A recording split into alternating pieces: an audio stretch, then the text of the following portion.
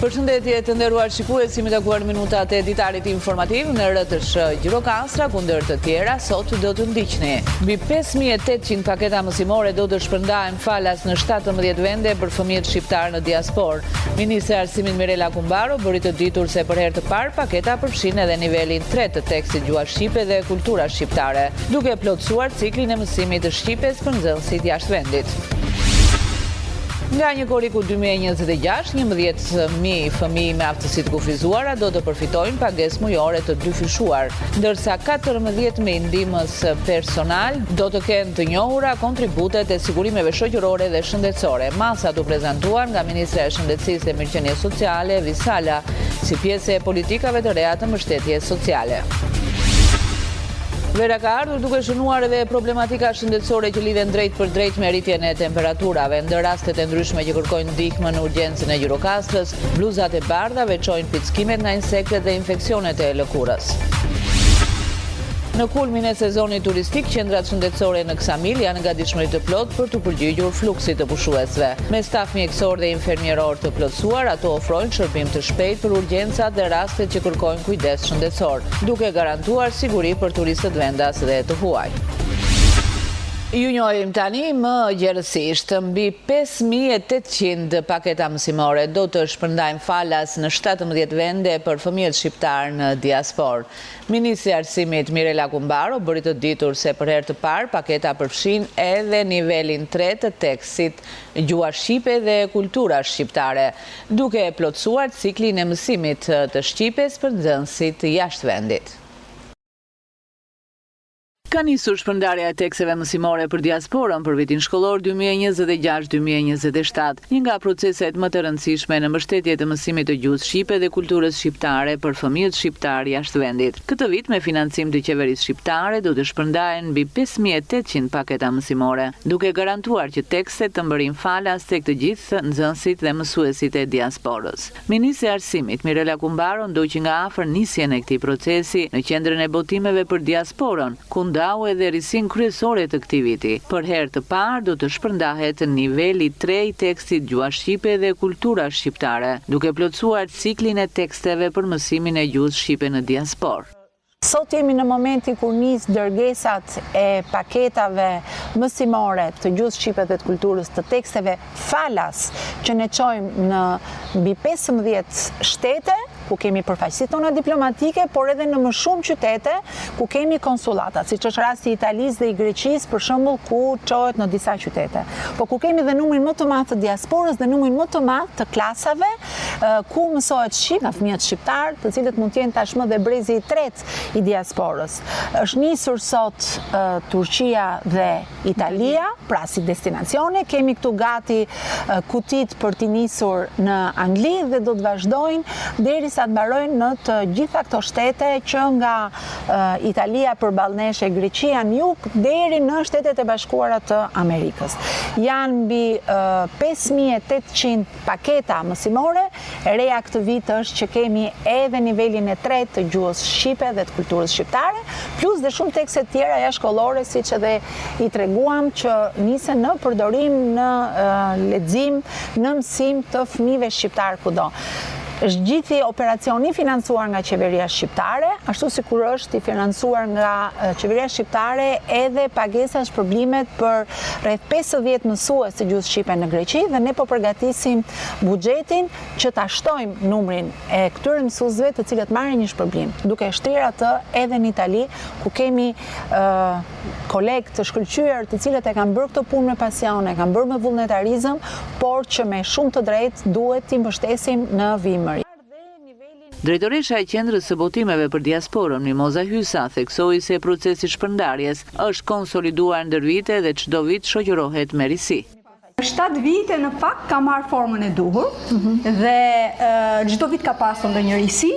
E kemi nisur me tekste që kanë qenë të katalogut të Ministrisë së Arsimit dhe më pas kemi vijuar me tekste apo sapat për diasporën, pas procesit të teksteve të përbashkëta Shqipëri-Kosovë, dhe këtë vit çojmë edhe nivelin 3 që është risia e këtij viti.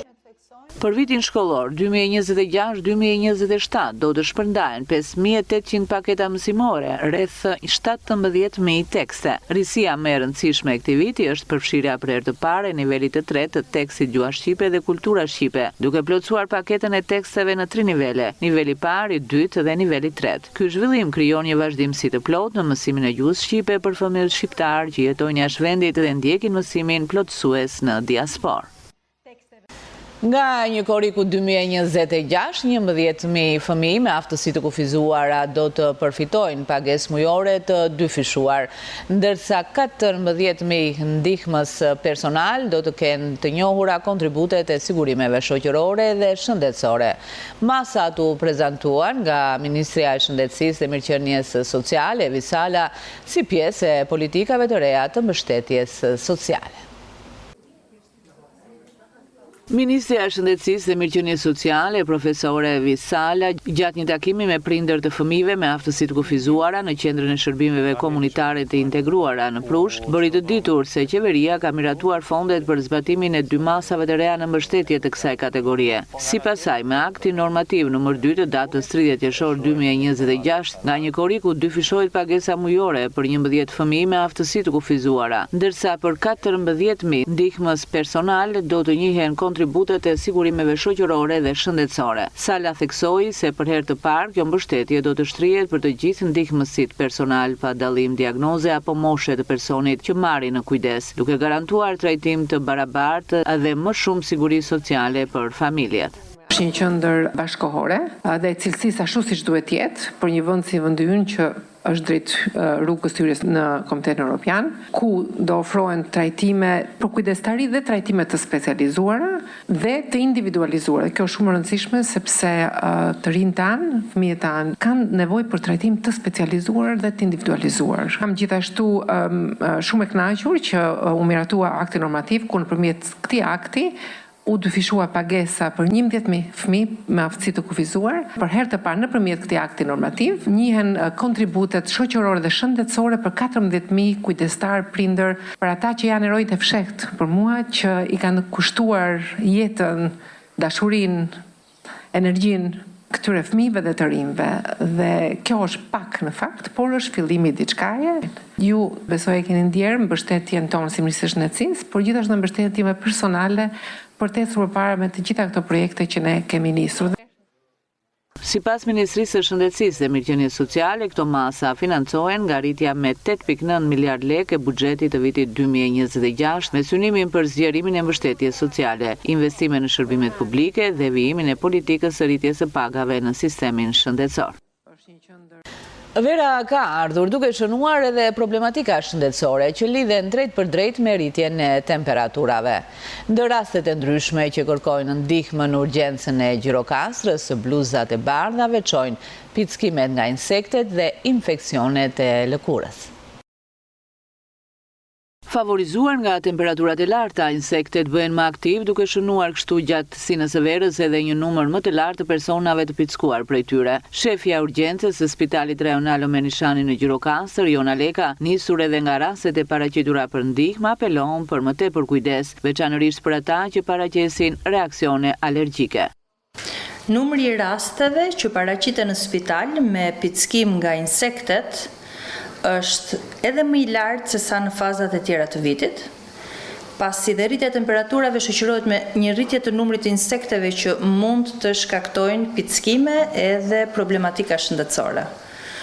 Reaksionet alergjike të ardhura nga kjo lloj problematike janë të shpeshta, më të shpeshta se në fazat e tjera të vitit, kështu që do ishte me rëndësi ruajtja, sidomos në ambientet e gjelbra, ruajtje lëkurës me spray specifik që limitojnë afrimin e insekteve, por në subjektet alergjik gjithashtu kujdesi që të limitohet ekspozimi në këto ambiente, ose pas një konsulte me mjekun e alergjisë, alergologun, të mbajnë barnat e nevojshme për të përballuar momentin e parë të një reaksioni alergjik pas pickimit nga insektet. Një tjetër problematik që lidhet me këtë stinë është edhe infeksionet e lëkurës që vijnë nga frekuentimi plazheve, pishinave, por edhe qëndrimi gjatë në diell.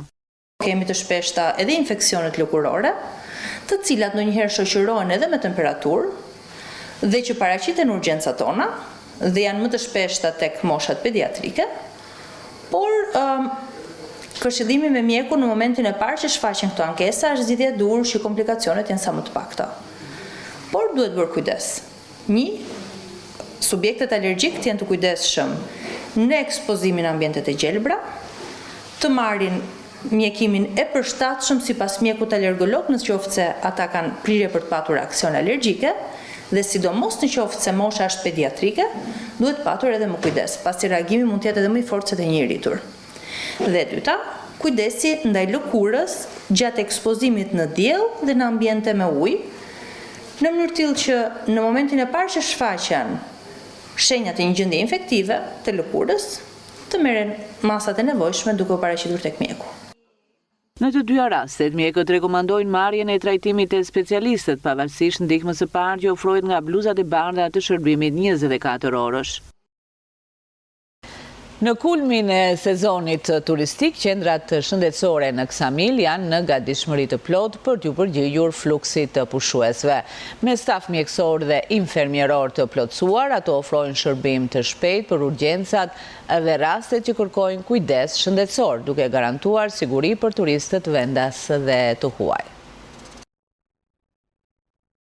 Në Ksamil, qendrat shëndetësore janë përgatitur për të përballuar fluksin e shtuar të pushuesve gjatë sezonit veror. Me rritjen e numrit të turistëve, shërbimet shëndetësore janë organizuar për të garantuar asistencë të shpejtë dhe cilësore për çdo rast. Bluzat e bardha bëjnë të ditur se këto qendra janë të pajisura me stafin e nevojshëm mjekësor dhe infermieror, duke siguruar mbulim të plotë gjatë gjithë sezonit turistik. Ksamili përbet nga 2 qendra shëndetësore, numër 1 dhe numër 2, janë disponibël 24 orë në 24 orë. Këtu jemi 6 mjek, patjetër dhe një personel infermier, domethënë goxha, që është në gjendje që ta përballojë më së miri fluksin turistik. Organizimi i shërbimit synon të përballojë çdo situatë nga urgjencat e lehta deri tek rastet që kërkojnë ndërhyrje më të specializuar. Në qoftë se ne do të shikojmë dhe po të bëjmë një ndarje pak a shumë sa janë vendas ose turist brenda Shqipërisë me ata të ardhur jashtë nga vendet e tjera, pak a shumë jemi në një raport 1 me 1, bile mund të themi që fluksi më të madh e kemi nga të huajt. Të huajt zakonisht, sidomos në të fëmijët, por dhe në të rritur, kur kanë të vjella, e që barku, temperaturë, dhimbje abdominale, dhimbje koke, një djegje i vlerësojnë në rastet dhe i paraqesin tek qendra shëndetësore. Madje mund të themi që nga sezoni në sezon, Ksamili po është rritur më tepër, por dhe vlerësimin e kanë në mënyrë maksimale. Domethënë është për të falenderuar. Prania e stafit të kualifikuar dhe gatishmëria e strukturave shëndetësore i jep siguri turistëve vendas dhe të huaj, duke ndikuar pozitivisht në përvojën e tyre gjatë qëndrimit në Ksamil. Ministri i Arsimit Mirela Kumbaro ka publikuar kalendarin e vitit shkollor 2026-2027 për arsimin parauniversitar. Mësimi do të nisë në 14 shtator 2026 dhe do të përfundojë në 18 qershor të 2027-s. Për maturantët, procesi mësimor do të mbyllet më 4 qershor, ndërsa provimet e maturës shtetërore do të zhvillohen nga 7 deri në 28 qershor 2027. Provimet kombëtare të arsimit bazë janë planifikuar në periudhën 21-30 qershor. Pushimet dimërore do të jenë nga 24 dhjetori 2026 deri në 4 janar të 2027, ndërsa pushimet pranverore për arsimin bazë do të zhvillohen nga 29 marsi deri në 2 prill 2027. Sipas ministres Kumbaro, kalendari synon një organizim më të mirë të vitit shkollor për nxënësit, mësuesit e prindrit, duke garantuar vazhdimsi në procesin mësimor dhe përgatitje të plotë për provimet kombëtare. Shqipëria renditet në vendin e parë mes destinacioneve më të lira për pushime verore në Europë në vitin 2026, sipas një studimi të kompanisë britanike të kartave të kreditit Aqua të publikuar nga Daily Express. Studimi vlerëson se vendi ynë ofron raportin më të mirë mes kostos dhe përvojës së pushimeve, me fluturime vajtjeardhje që kushtojnë mesatarisht rreth 100 pound, ndërsa një javë akomodim për 2 persona gjatë korriku të rreth 381 pound. Pas Shqipërisë renditen Parga, Porto, Madridi dhe Lisbona. Vlerësimi vjen në një kohë kur turistët britanik po kërkojnë alternativa më ekonomike për shkak të rritjes së kostos udhëtimeve. Sipas raportit, turizmi shqiptar vijon të jetë në rritje me një shtim prej 89% të numrit të vizitorëve në vitin 2025 krahasuar me vitin 2019, duke e bërë Shqipërinë destinacionin turistik me rritjen më të shpejtë në Europë. Shënjimi i shtigjeve të reja turistike në Gjirokastër porrit atraktivitetin e turizmit malor dhe sigurinë e vizitorëve. Sipas operatorëve turistik, sinjalistika e re e bën më të lehtë orientimin në terren, ndërsa pritet të sjellë më shumë turistë dhe zhvillim ekonomik për zonat rurale. Shënjimi i shtigjeve të reja turistike në Gjirokastër po jep një tjetër dimension turizmit malor, duke kthyer zonat e thella dhe peizazhet natyrore në destinacione gjithnjë më të preferuara për vizitorët vendas dhe të huaj. Përmes këtij projekti synohet jo vetëm orientimi më i lehtë i turistëve, por edhe promovimi i pasurive natyrore që ofron territori i Gjirokastrës. Operatori i turizmit Juan Dandili vlerëson se shënjimi i shtigjeve është një hap i rëndësishëm për rritjen e sigurisë së vizitorëve. Sipas tij, sinjalistika e qartë u mundëson turistëve të eksplorojnë natyrën me më shumë besim, duke reduktuar rrezikun e humbjes së itinerarit dhe duke përmirësuar përvojën e tyre gjatë udhëtimit. Për të parë në Gjirokastër kemi marrë një iniciativë për shënjimin e shtigjeve malore, të cilat do shërbejnë për lidhjen e fshatrave dhe zonave të tjera rurale, duke ndërthurur me biodiversitetin që këto zona disponojnë, larmishmërinë e terrenit, relievit, por edhe fshatrave të këtyre zonave. Për te ndikimit në turizëm, projekti pritet të ketë efekt pozitiv edhe për zhvillimin ekonomik të zonave rurale, thekson Dandili. Kjo iniciativë do kontribuojë në zhvillimin ekonomik të zonës rurale, duke nxjerrë në pa kulturën dhe traditat unike që ka çdo fshat, punimet artizanale, llojet e gatimeve që ata mund të ofrojnë. Gjithashtu po japim një promovim më të mirë këtyre zonave të cilat kanë qenë të harruar prej disa vitesh. Rritja e vizitueshmërisë në këtë zona krijon më shumë mundësi për bizneset lokale, bujtinat dhe prodhuesit e zonës, duke i dhënë një impuls të ri ekonomisë. Uji i ftohtë në Tepelen vijon të mbetet një nga destinacionet më të preferuara për vizitorët që kërkojnë freski, natyrë dhe qetësi, veçanërisht gjatë ditëve të nxehta të verës. Pamjet e shpërndara nga Ministri i Mjedisë Sofian Jaupa i sjellin në vëmendje bukurinë e kësaj zone, ku i buron nga zemra e malit dhe krijon një mikroklim të freskët mes gjelbërimit dhe peizazhit natyror. I konsideruar si një nga asetet më të veçanta natyrore të jugut të vendit, uji i ftohtë ofron një përvojë relaksuese për turistët vendas dhe të huaj, ndërsa mbetet një ndalesë e rëndësishme për ata që vizitojnë Tepelenën. Përmes kësaj videoje promovuese, Ministri Jaupa i fton qytetarët dhe vizitorët jo vetëm ta shijojnë këtë pasuri natyrore, por edhe ta mbrojnë atë, duke kontribuar në ruajtjen e mjedisit dhe promovimin e turizmit të qëndrueshëm. Studiues, muzikolog dhe artist kërkojnë që trashëgimia shqiptare të njihet me emrin tradicional kënga labe dhe jo vetëm si iso polifoni. Sipas tyre, emërtimi historik përfaqëson më mirë identitetin kulturor dhe duhet të mbrohet edhe nga institucionet. Maletu bandero babe nga shpirti do libeti.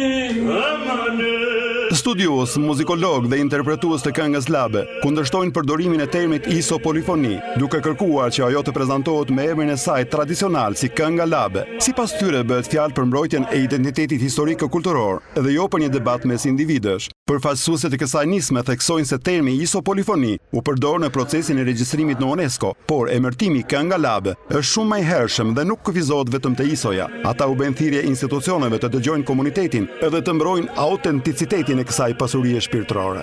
Kënga labe ka lidhur nga nëna labërit, si do i them unë ndryshe. Ne jemi rritur me atë, po dhe këta që bëjnë në shkollën e studiojnë neve, po ju të na shkatrojnë neve. Labrit kanë kënduar pavarësisht nga institucionet fetare, shoqërore, shtetërore etj. Ka kënduar si nevojë tyre shpirtërore maleve, ku kanë qenë dhe s'ka rëndësi se ka iso apo nuk ka iso, përkundazi për unë pati sjellishëm ka këngë siç është Dukati me 3 veta që s'kan iso fare dhe kjo është kënga labe. Agoneja, kryetare e shoqatës Labëria, thotë se kënga labe është shumë më e lashtë dhe përfaqëson traditën autentike të labërisë. Po ky është një problem shumë i madh, është një problem i madh adhetar, shtetëror. Korifejt e etnomologjisë, siç janë Ramadan Sokoli, Tish Daia, Benjamin Kruta, Alfred Ruçi, e kanë situar përcaktuar në mënyrë krejtësisht transparente ç'është polifonia dhe kush futet në polifoni.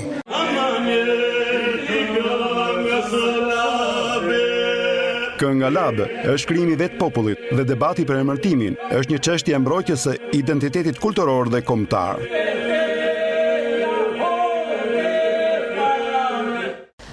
Përfunduam këtu të nderuar shikues, ishte gjithçka e përgatitur për këtë ditar informativ në RTS Gjirokastër. Ndahemi bashkë. Miru takofshim.